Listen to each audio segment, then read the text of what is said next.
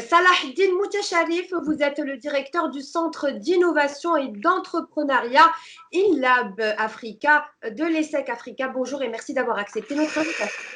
Bonjour, merci pour l'invitation. Alors, tout d'abord, quelles sont les activités de InLab Africa? Le InLab Africa est un centre d'entrepreneuriat et d'innovation qui s'articule autour de trois axes. Le premier qui est autour de l'innovation. On essaie de créer du contenu contextualisé, innovant à partir de vécus et d'expertise et d'expériences africaines.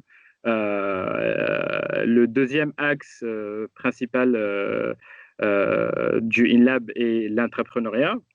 Donc, on forme nos étudiants pour devenir des entrepreneurs, mais aussi des intrapreneurs, pour constituer le noyau de demain de l'écosystème entrepreneurial marocain et africain, mais aussi pour venir en aide aux startups qui viennent de démarrer et apporter leurs qualifications et leurs aptitudes aux travaux de ces entreprises.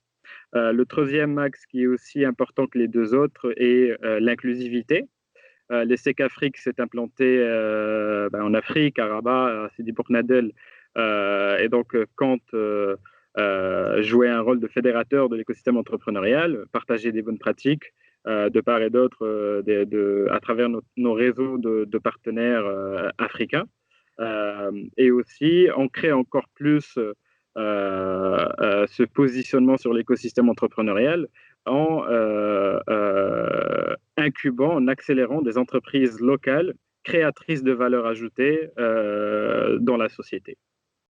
Quel regard portez-vous aujourd'hui sur l'écosystème des startups au Maroc dans cette lutte contre le Covid-19? Alors, je pense qu'on a, enfin, je le dis toujours, un écosystème encore très jeune qui grandit d'année en année. Je pense que la facette positive de la pandémie était que cet écosystème de start-up et d'innovation a su réagir très rapidement, a fait preuve de beaucoup d'agilité et de flexibilité.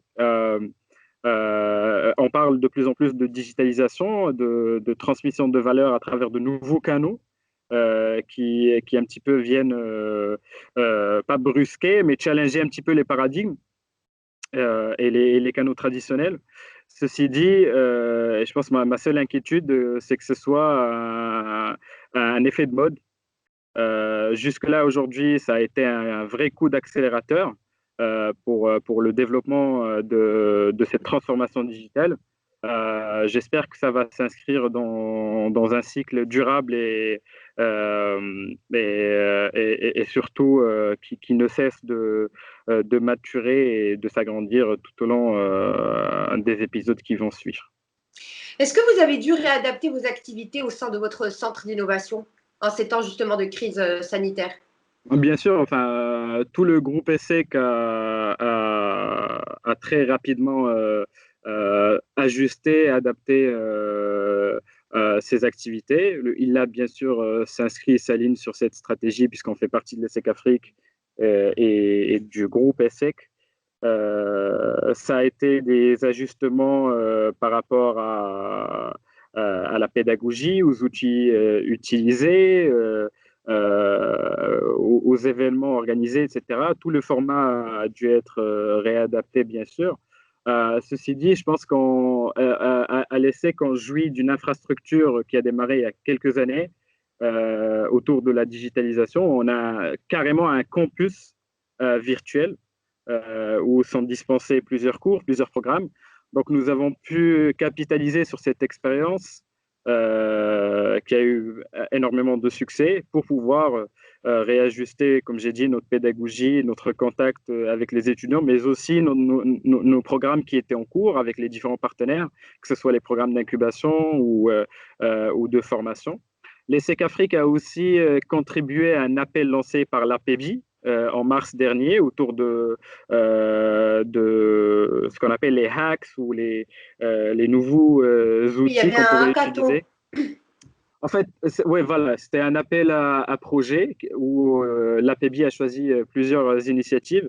Et l'ESSEC Afrique avait participé à travers, bien sûr, le InLab Africa par une initiative qui s'appelle, puisqu'elle est toujours d'actualité, Remote Teach, et qui accompagne les éducateurs et les professeurs sur cette transition vers le digital, tout ce qui est outillage, pédagogie digitale, etc. Parce qu'on avait vu énormément, enfin, on vient d'un background académique, donc on avait vu énormément d'initiatives autour de comment on pourrait autonomiser les étudiants, mais à notre sens, il n'y avait pas assez d'initiatives qui prenaient en compte les professeurs. Et donc, du coup, on a visé les professeurs par Remoteach. On est arrivé à plus de 120 professeurs accompagnés avec des cycles de formation et plus de 3000 étudiants impactés indirectement de la période de mars jusqu'en juillet dernier.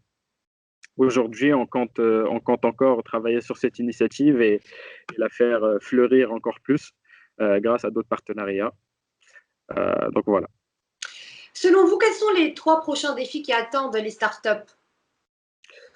Les prochains défis qui attendent les startups, je dirais continuer sur la même lancée, avec le même rythme, et surtout penser ou considérer cette pandémie comme étant un tremplin, un petit tremplin, une petite étape, pas Une une finalité en opportunité? soi, exactement, une ouverture qui se présente aujourd'hui, qui continue de se présenter d'ailleurs, et que ce soit un shift pas que sur les outils, mais aussi sur les mindsets. La digitalisation n'est pas forcément ou que un changement de comment on fait les choses, c'est plutôt et aussi un changement de comment on pense les choses, comment on réfléchit aux problèmes, comment on cherche les solutions. Et tout ça doit accompagner la vague d'entrepreneurs qui est en train de naître aujourd'hui autour de cette digitalisation pour, comme j'ai dit, que ce ne soit pas une finalité en soi, mais que ce soit un outil qu'on utilise pour créer beaucoup plus de valeur et pour surtout accélérer le développement socio-économique du pays et du continent en général.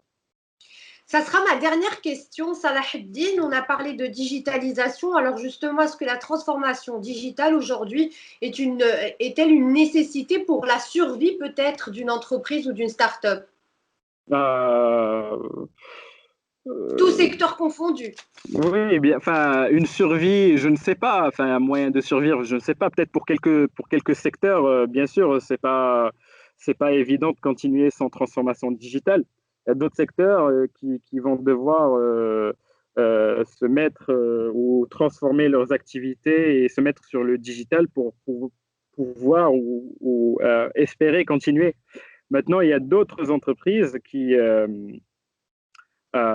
utiliseront cette digitalisation, cette transfo digitale pour améliorer la performance. Et c'est de ça qu'on a vraiment besoin. Nous avons besoin de repenser nos systèmes, nous avons besoin d'ancrer nos systèmes dans le digital, parce qu'aujourd'hui, je dirais tout le continent africain est devant une opportunité très, très importante, c'est celle de pouvoir réduire le gap avec les pays développés. Et c'est possible aujourd'hui à travers plusieurs technologies, transfo digital, on peut parler d'intelligence artificielle, de blockchain, de machine learning, etc. Ce sont des outils, mais qui doivent être utilisés dans le bon sens. Donc, la transformation digitale doit commencer avec un mindset shift. On doit changer les mindsets, combattre et challenger les paradigmes. Et puis par la suite, penser à ça comme étant un outil qui va nous permettre de réduire ce gap avec des pays développés, créer de nouvelles industries qui pourraient apporter beaucoup plus de richesses en moins de temps et répondre vraiment aux besoins. Salahuddin Moutacharif, je rappelle que vous êtes le directeur du Centre d'innovation et d'entrepreneuriat INLAB Africa de l'ESSEC Africa. Merci pour ces réponses. Merci à vous.